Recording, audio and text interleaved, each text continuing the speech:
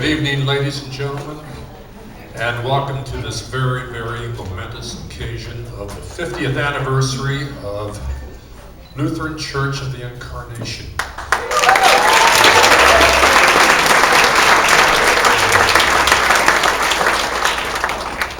And I want to welcome all of our special guests. I understand some of you came from as far as Vermont, Southern California, maybe a few minutes away, but a very, very special welcome to all of you. And we are in the process of getting ready for a very special program that is coming up. That will be, amongst other things, some very special remembrances and memories that some of our members are sharing, and some of us will read and share those memories with you. But at this time, we've had great conversation the last 2 or 3 hours. I know that I have. And we've also had a wonderful meal and a wonderful dessert. And at this time, I would like to acknowledge Chef Chris Wong from Mighty Good Food and all of his very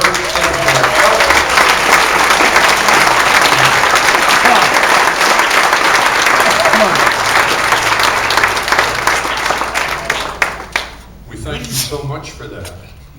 I also would like to acknowledge, earlier we heard from the, I believe it was Mariachi Puente Band.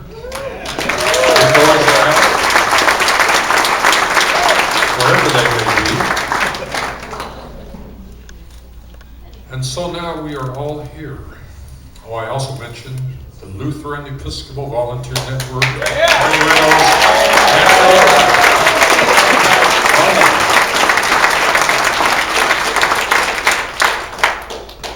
Have all done great. Thank you so much. Our pleasure. Now I know where to get our next affair catered from. Before we move then to the rest of our program, which will include the 50 years of remembrances, I'd like to recognize certain individuals in the audience.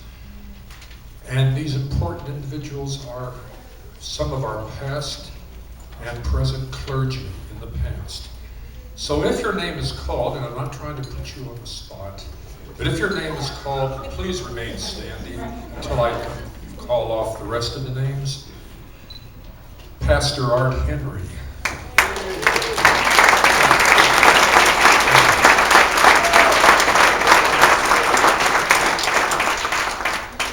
Pastor John Wetzel.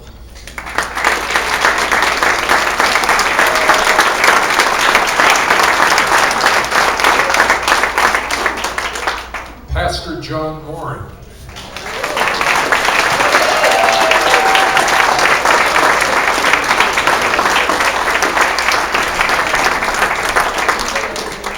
Pastor Bill Wong.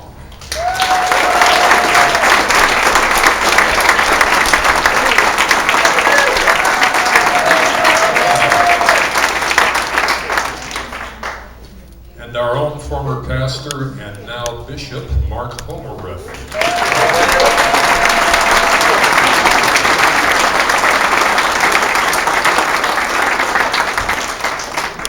And of course, Pastor Dan Smith.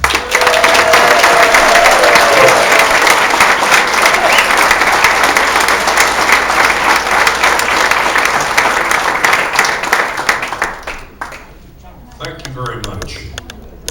Thank you for coming. The next part of our program is going to be the memories, but we were to have what they call the 7th inning stretch, but I believe we still have a few more people to move in, because we'll need the rest of everybody else if they can move in, where some of you did by the wall, and some of you back there, if you can move in at all, as we move to the rest of the program. Okay. Oh, we're all ready to go. We're all ready to go then. Some seats over here.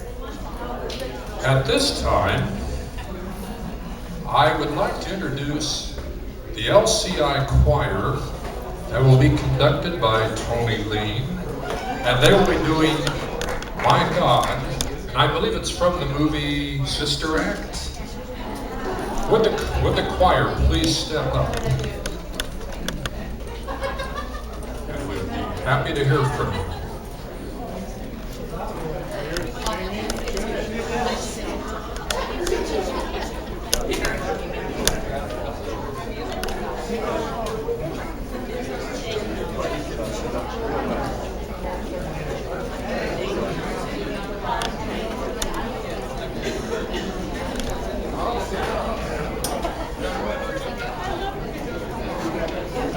This isn't exactly easy. Should have had a rehearsal, I guess. You're not a singer? You're not a singer? Should have been dropped from the ceiling or something from YouTube.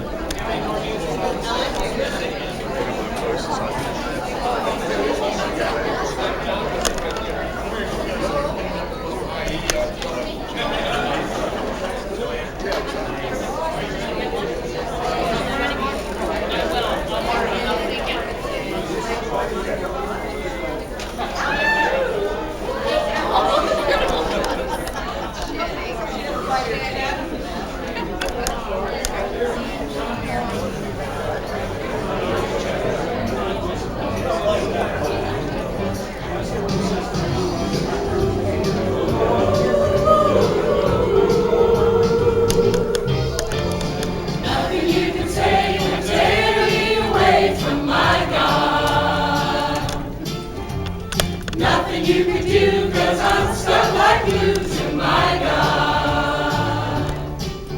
I'm sticking to my God like a stamp to a leather. Like birds of a feather we stick together. I'm telling you from the start, I can't be torn apart from my God. Nothing you could do could make me untrue to my God. Nothing you could buy could make me tell a lie to my God. My God. I gave my God my word to be faithful, and I'm gonna do best be believing I won't be deceiving my God. It's a matter of opinion, I think he's tops. My opinion is he's the cream of the crop. As a matter of taste, to be exact, he's my ideal. As a matter of fact, no muscle-bound man can take my hand to my God. No handsome faces never take the place of my God. My God. May not be a moving star, but when it comes to me and you, we are a ton of things today. You can take me away from my God.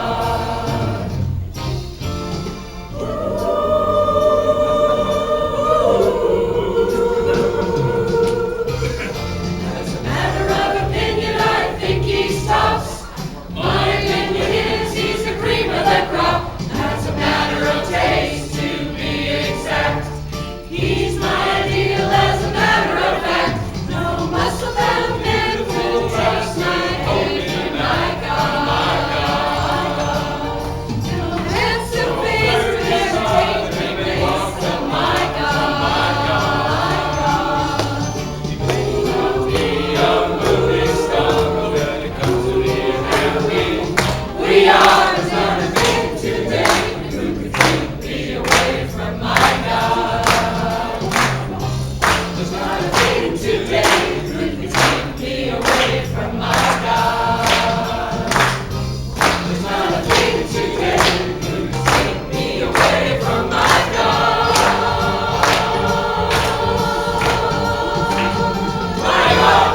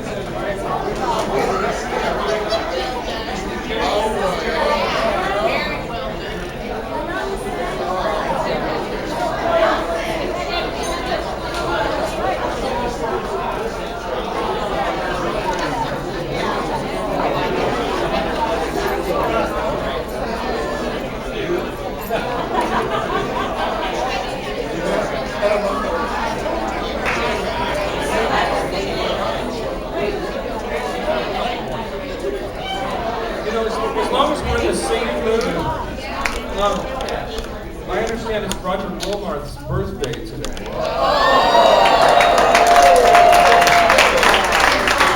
And this may be the biggest crowd Roger has ever had sing to him. Roger, do you want to come up and conduct?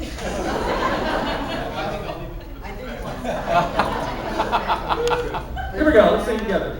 Happy birthday to you.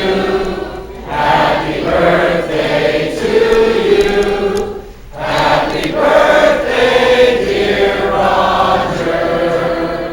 Happy birthday to you.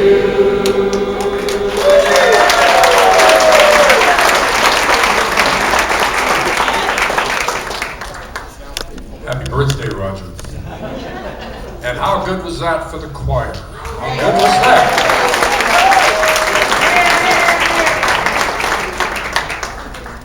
Before we move on to our remembrances of the past 50 years, I also would like to acknowledge if there are any special guests, clergymen. I know we have our past intern in the way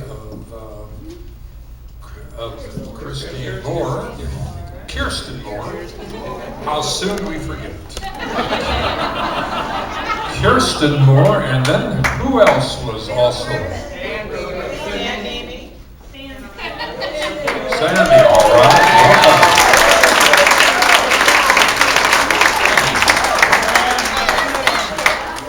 Who else? And then,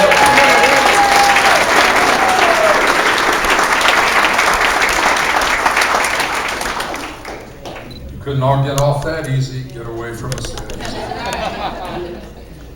Very well.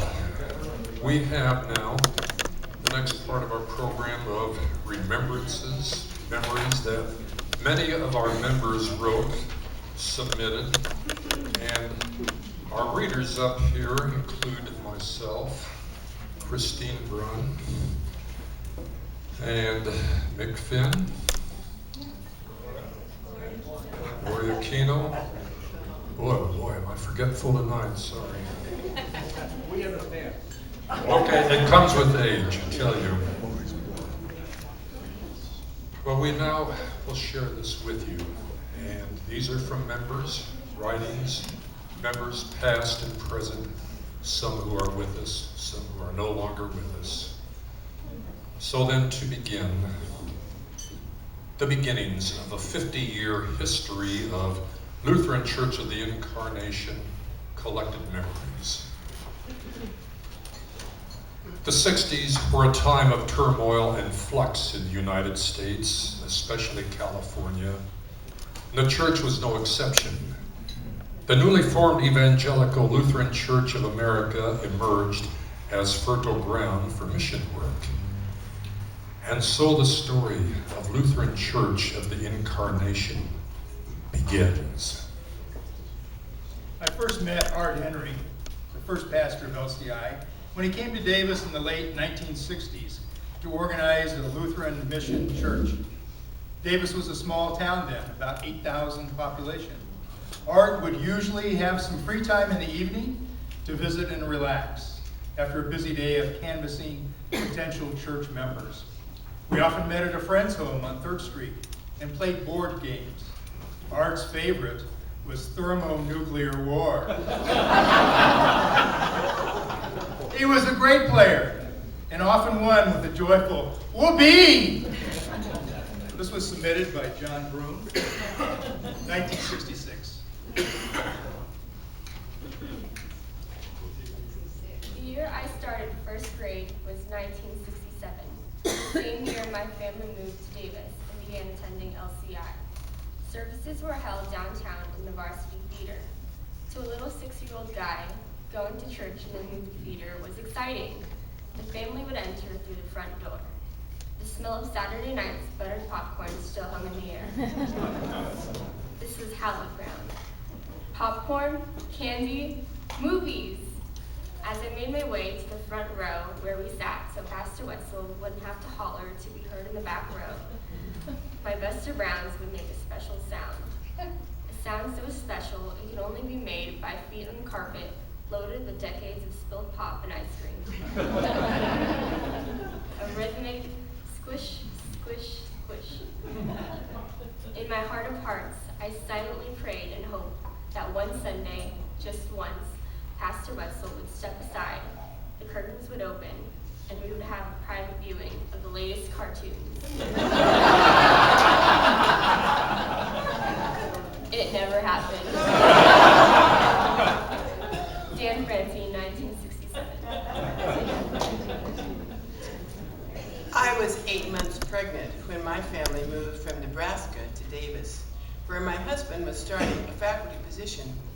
We checked the phone book for an obstetrician, a pediatrician for our 4-year-old son, and a Lutheran church. We attended the LCI Christmas Eve service. A short week later, our daughter was born, 2 weeks early. Pastor Wetzel and LCI people were there to help us. People brought food, they visited, they offered to babysit our son. I said to my husband, "We have found our church." That was 42 years ago. Lynn Everett, 1969.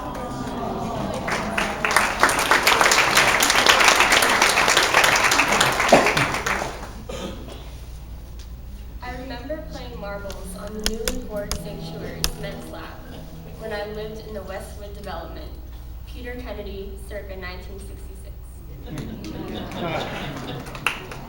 When we asked Pastor Wetzel to marry us, his response was no. Why, we asked? Because I need to counsel you to learn if you are suitable marriage partners. After 3 sessions, he said, you are suitable for each other. We were married on Saturday, July 18th, 1970, in the only air-conditioned church in Davis. That was 45 years ago. Pastor Wetzel was correct. We are suitable. John and Christine Broom.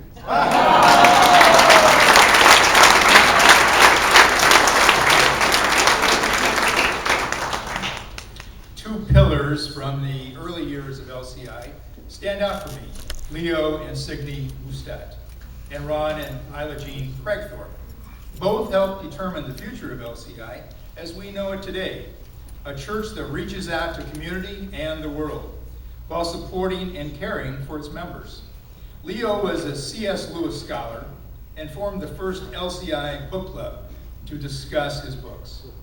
Leo was also instrumental in establishing Holden Village, a woodsy Lutheran retreat in Chelan, Washington. Chelan?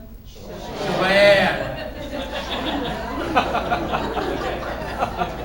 want to hear you guys say Hoosier.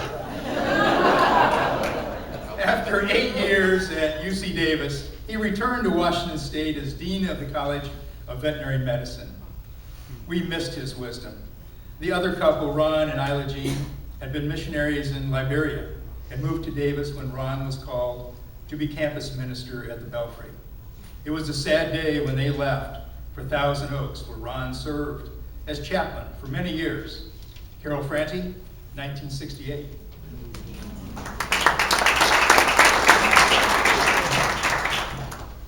I was enriched by unconditional love from Isla Jean Craigthorpe in Sunday school, and I was encouraged to love the scriptures as a junior high student.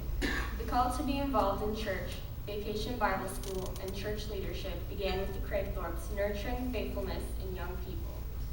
Ruth Walker Rarick, 1969.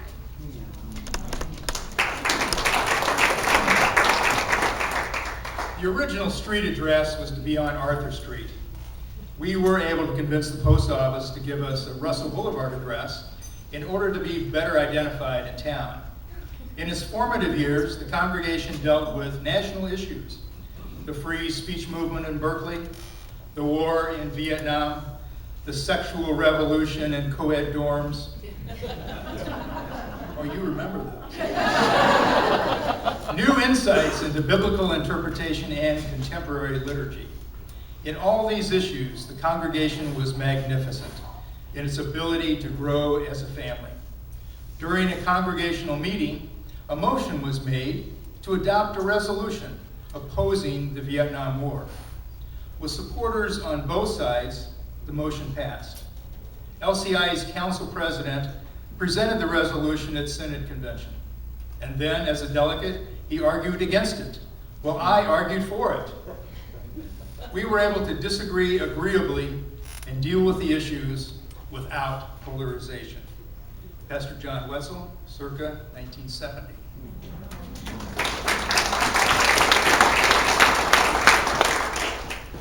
When my husband and I arrived in Davis in August 1970, we were excited to find a small congregation in a modern, new building. I really did not know what to do with my theology degree from the University of Uppsala, Sweden. This was a time when the women's movement brought about the ordination of women. Exciting times. I was approved for ordination on January 6, 1974. Pastor Don Ranstrom preached. The Saturday before my planned ordination, the president of the church council asked to meet with me. She told me in no uncertain terms that what I was about to do was against biblical teaching, and I still had time to stop it.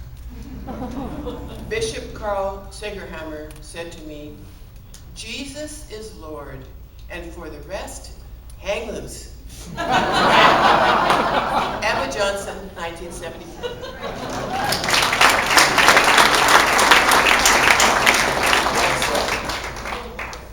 And now we come to the Morin era.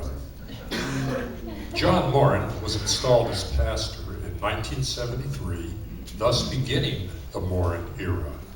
Significant events changed the church and traditions were begun.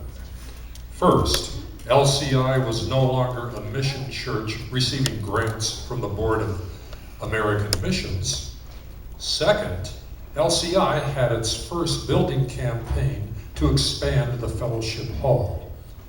And finally, LCI held its first Lutefisk supper. Did I get that right?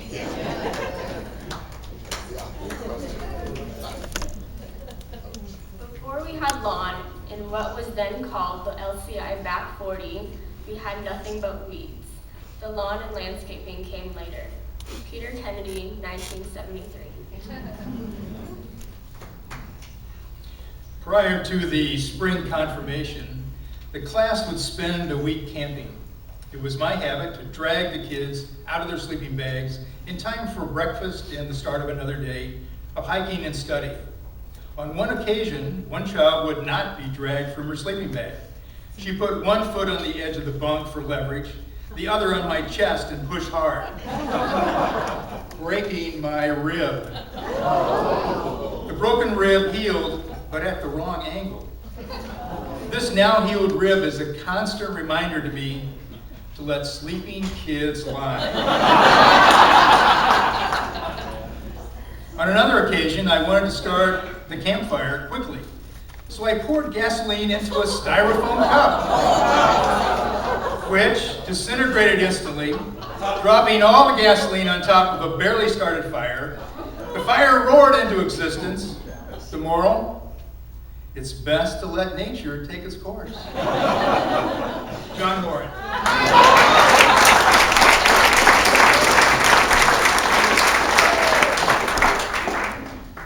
We were not active in LCI, but with two children of Sunday school age, we wanted to set an example for them by going ourselves. We joined LCI and became active in their programs and in congregational governance. Our two children went to Sunday school, were confirmed, and participated in the youth program, then headed by Woody Underhill. Our son also became a youth representative on the church council. LCI became part of our family. This is John and Christine, 1980.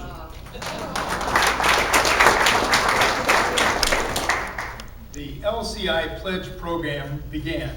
The Finance Committee proposed an annual pledge program to assist the council in planning future budgets.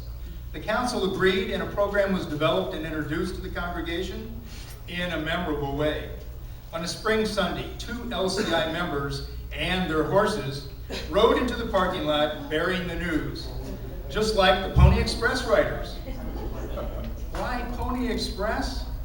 The Finance Committee chair explained that in 1860, the Pony Express had an alternate station on what is now the UCD campus.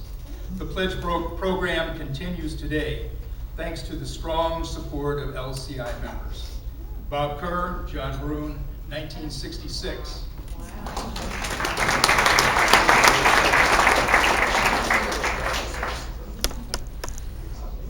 During the youth group trip to Holden Village in 1972, we remembered meeting Nancy Morin, who was working there that summer. Her father, John Morin, became the pastor of LCI the following year. Debbie and Peter Kennedy, 1972.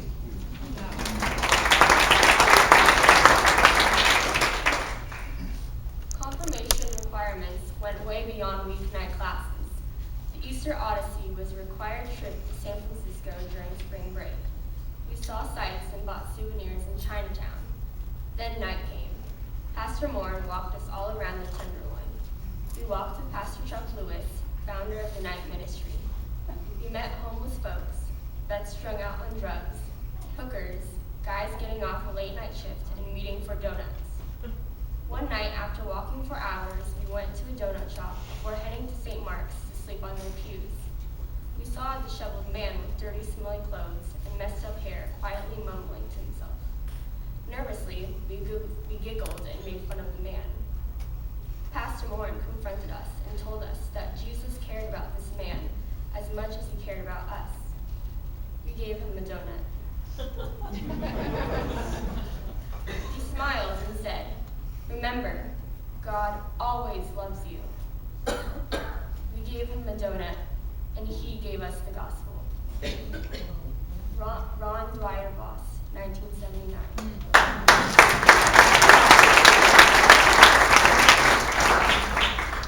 When Woody Underhill proposed that the congregation have a spaghetti supper and auction to earn funds to support our youth program, our family wanted to do all we could do to help.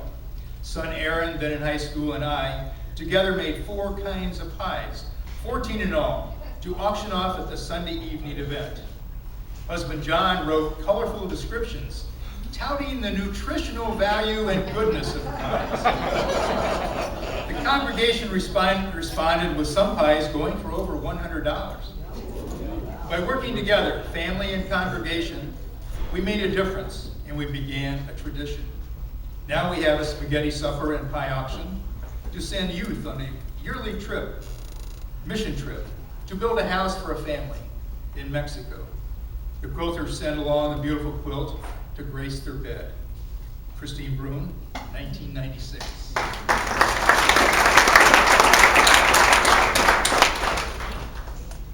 Now to transitions. LCI began the process of redefining itself after Pastor Morin retired in 1995. We had a series of interim pastors and 2 called pastors. We filled out multiple surveys. We purchased a portable classroom for Sunday school. We became a reconciling in Christ church. And we strengthened relationships with other Davis churches through the celebration of Abraham, the rotating winter shelter, and joint services with Davis Lutheran and St. Martin's Episcopal. We continue to support the Belfry and welcome UCD students. Congregation members have become leaders in all these ministries. My father made me promise to go back to the real church. Not hiking in Cold Canyon, my husband's idea of church, or hanging out with artists and Unitarians. So, in 1993, when my father died, I began to participate in the joint Davis Lutheran Church and LCI Bible studies. I like both churches and both pastors. I chose to become a member of LCI in 1994. Why? Because of the Lutheran dinners that were held every December. I had grown up having Luderfest every Christmas Eve with my Swedish aunt and uncle, and somehow Christmas did not seem right without that special Scandinavian dinner. I loved those LCI Luderfest dinners with the wonderful jokes of Aunt Lena, Betty Weber, and Carlton Hody's Garrison Keeler-style letters from his Norwegian relatives. Everyone in my family had an opportunity to experience this special LCI tradition. Marilyn Moyle, 1990. On September 30th, we will celebrate 20 years of marriage. We met at LCI. We were married at LCI by Bill Griffin, who was interim pastor. LCI has always been a large part of our lives, essential in our relationship with others as well as with each other.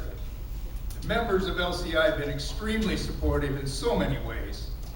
We cannot imagine having to deal with cancer without that support. Dick and Judy Berry.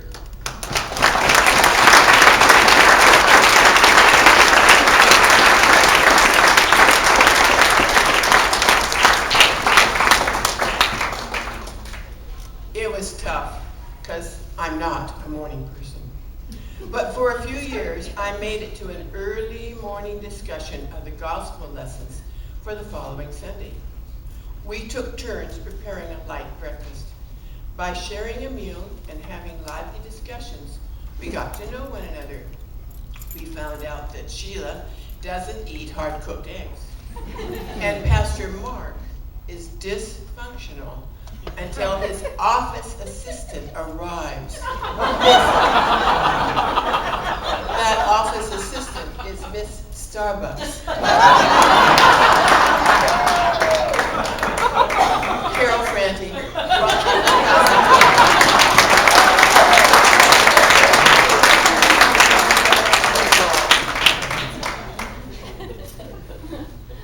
In late summer of 1996, I received the call to be the pastor of LCI. My family and I lived in Chicago, but before I moved, we asked many questions. Our two daughters had a very important question. What are the California girls wearing at this time? The question was passed on to Linda Holte, council president. Within weeks, the answer to our daughter's question arrived. A large post office envelope contained a book of pictures of the latest girls' fashions, put together with commentaries by Elizabeth and Marie Kennedy. We were impressed, and my wife and I and our daughters, Katrina and Adriel, wanted to meet Elizabeth and Marie as soon as we moved to Davis. We did, and this picture book was the catalyst of a lasting friendship between the Kennedys and us. Bill Long, 1996.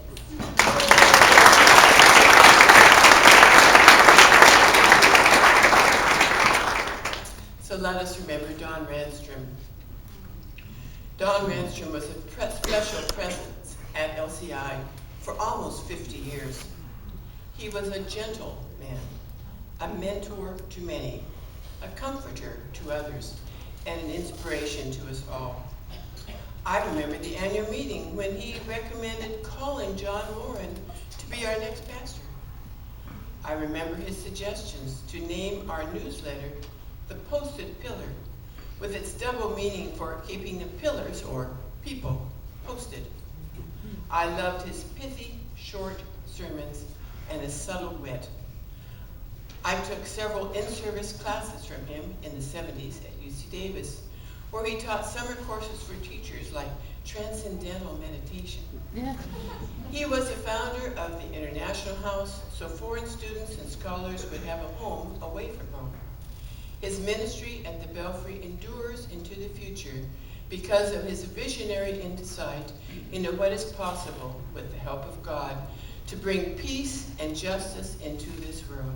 He was a strong pillar of LCI. Carol Franti, 2015. people ask me how my sister and I both ended up with lives and careers dedicated to social justice and making the world a better place for all. I always say that the common denominator was growing up at LCI, surrounded by a community of saints and sinners who loved us, and a pastor who spoke the truth and exposed us to so much more than a small building on the corner of Russell and Arthur. Ron Dwyer Voss, 2015.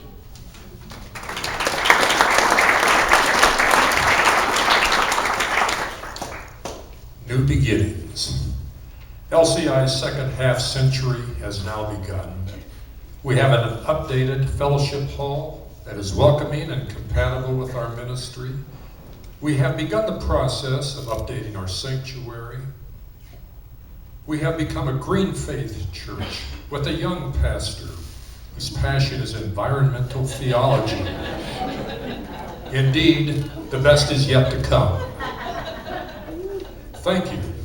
And I would like to, first of all, thank all of you for being a great audience tonight. And also thank all of our readers.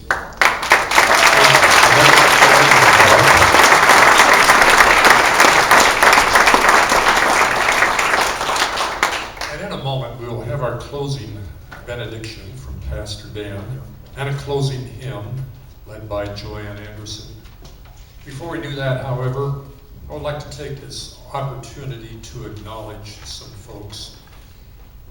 I understand that nearly 1,000 to perhaps 1,500 hours of preparation has gone into this program for 2 years at least. Many of you, too numerous to mention, have been part of that. But I would like to take this time to acknowledge Carol Fronte, who amongst other things wrote this script that we've been hearing.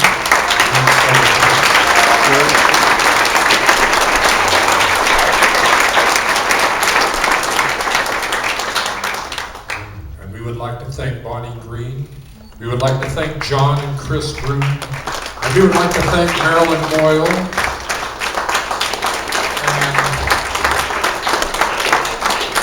Debbie Kennedy over there as well.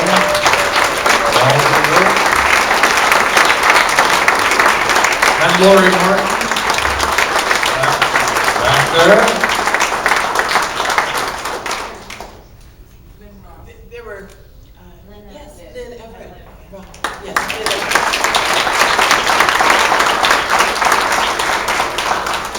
There were more memories submitted than we've read because we didn't want to go on until tomorrow morning.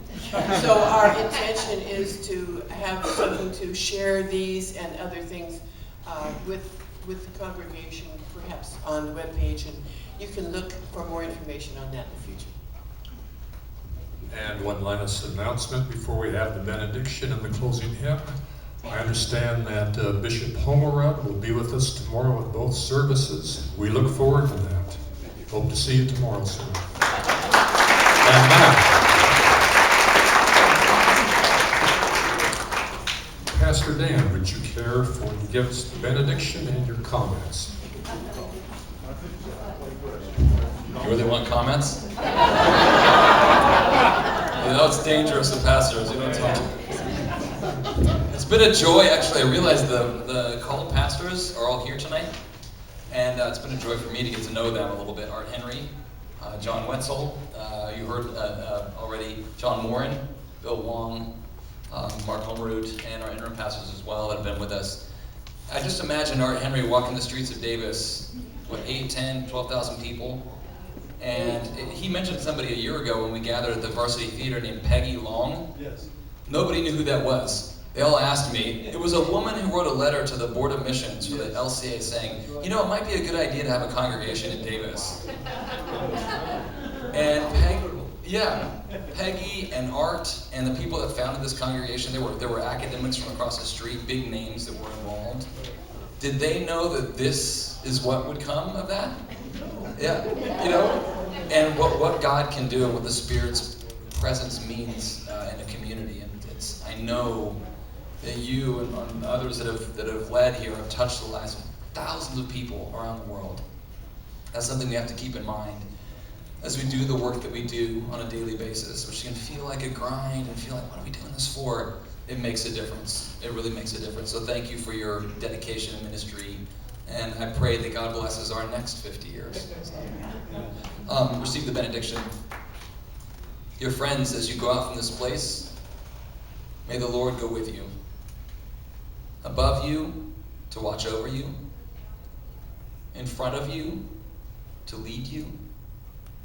Beside you, to befriend you. Behind you, to encourage you. Beneath you, to bear you up. And within your hearts, to give you the peace that passes all understanding. Amen. Amen. Thank you.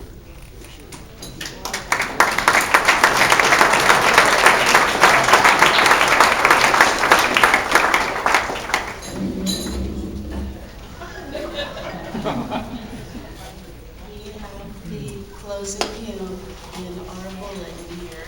Program. Yeah, wait till tomorrow for that.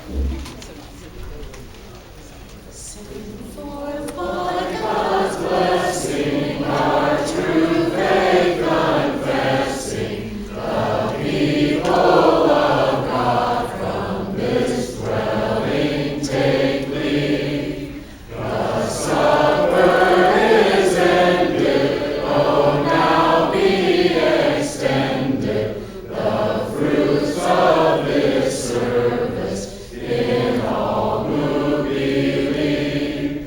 The seed of Christ's teaching, receptive souls reaching, shall